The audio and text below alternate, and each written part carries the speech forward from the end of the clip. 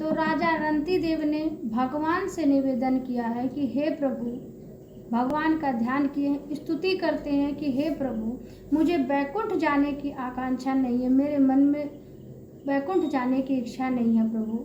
हे नाथ, मैं बस यही चाहता हूँ कि सृष्टि में एक राजा होने के नाते मेरी यही इच्छा है कि प्रभु, मैं केवल यही चाहता हूँ कि इस संसार में जितने भी प्राणी हो कोई दुखी नहीं हो, और जिसके जीवन में यदि दुख हो तो हे प्रभु, मैं यही चाहता हूँ जिसके जीवन में दुख है उसके हृदय में मैं जा कर के बैठ जाऊँ, उसके सारे दुख को मैं सहन कर सकूँ। हे भगवान, मैं नहीं चाहता किसी प्राणी को, किसी व्यक्ति को कोई दुख हो, कोई भी व्यक्ति दुखी हो। राजा रंतिदेव कहते हैं, हे भगवान, मैं इन जीवों को जल समर्पण कर रहा हूँ, भोजन दे रहा हूँ, यही मेरी सर्वोत्तम पूजा है।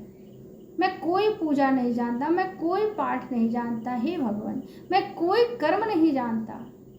हे परमात्मा, आप मुझे यही आशीर्वाद दें कि मैं किसी व्यक्ति को भूखा ना देख सकूं, निर्वस्त्र को वस्त्र दूं, प्यासे को पानी, भूखे को भोजन दूं। हे प्रभु, राजा रंतिदेव इस प्रकार से जब भगवान से निवेदन करते हैं तो जो देखिए, जो राजा रंतिदेव के वहाँ कुत्ते के रूप में जो अतिथि आए थे वो कोई और नहीं था, वह स्वयं नारायण थे, ब्रह्मा, विष्णु और महेश थे।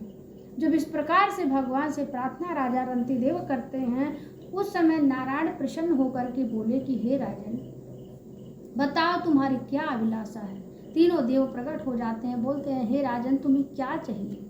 और जब तीनों देव प्रकट होते हैं उस समय राजा रंतिदेव प्रसन्नता के साथ भगवान नारायण को प्रणाम किया, उनके चरणों में गिर गए, लेट गए और कहा, हे प्रभु, हे नाथ, यदि आप मुझे कुछ देना चाहते हैं तो हे भगवान, मैं बस यही चाहता हूँ कि आप लोगों की कृपा, आपकी कृपा हमारे ऊपर बनी रहे। हे प्रभु, ऐसा आशीर्वाद दीजिए, ऐसा वरदान दीजिए, और हे भगवान, मेरा मन पूर्ण रूप से आप में लग जाए। हे नाथ, बस मैं यही चाहता हूँ। भगवान ने रंतिदेव राजा को वरदान दे करके वहाँ से चले जाते हैं। तो श्री सुखदेव जी महाराज राजा परीक्षित से कहते हैं कि हे राजन, इसी पुरु वंश में ही तुम्हारा जन्म हुआ है, इसलिए तुम्हें भारत भी कहते हैं। ययाति के पुत्र यदु हैं, इसी यदु वंश में भगवान नारायण का प्राकट्य होता है, भगवान श्री कृष्ण यदु वंश में प्रकट होते हैं। तो इस कथा को आप सभी अगले वीडियो में श्रवण कर पाएंगे।